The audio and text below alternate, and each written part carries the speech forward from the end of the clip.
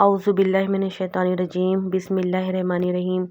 فرشتوں کی دعا اور یاقوت کا محل۔ حضرت ابو سعید خدری رضی اللہ عنہ سے روایت ہے، فرماتے ہیں کہ رسول کریم صلی اللہ علیہ وسلم نے ارشاد فرمایا،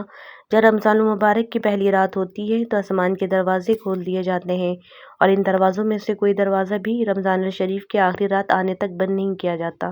اور کوئی مسلمان بندہ ایسا نہیں ہے کہ رمضان الشریف کی راتوں میں سے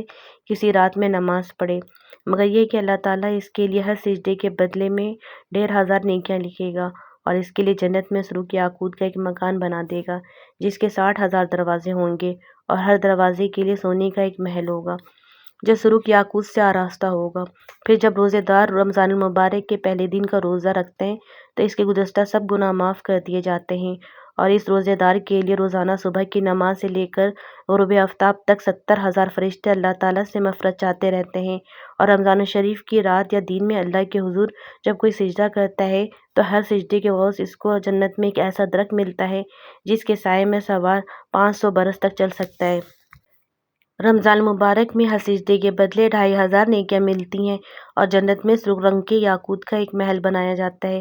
جس کے 60,000 دروازے ہوں گے، اور روزے دار کے پچھلے سارے گناہ صغیرہ معاف ہو جائیں گے۔ اس کے لیے روزانہ صبح سے لے کر شام تک 70,000 فرشتے اللہ تعالیٰ سے مغفرت کی دعا کریں گے۔ ہر سجدے کے بدلے میں جنت میں ایک ایسا درخت لگایا جائے گا جس کے سائے میں سوار 500 سال تک چل سکتا ہے۔ اس ثواب عظیم کو حاصل کرنے کے لیے ماہ رمضان تک اگر دنیاوی مصروفیات بالکل چھوڑ دی جائے تو بھی بہت سستا سودا ہے، ورنہ ان کو کم سے کم کرنا تو کچھ مشکل نہیں۔ سوچ لیں ابھی یہ نعمت ملی ہوئی ہے، اس کی قدر کر لیں، ورنہ قدر نعمت بعد زوال سے کیا حاصل۔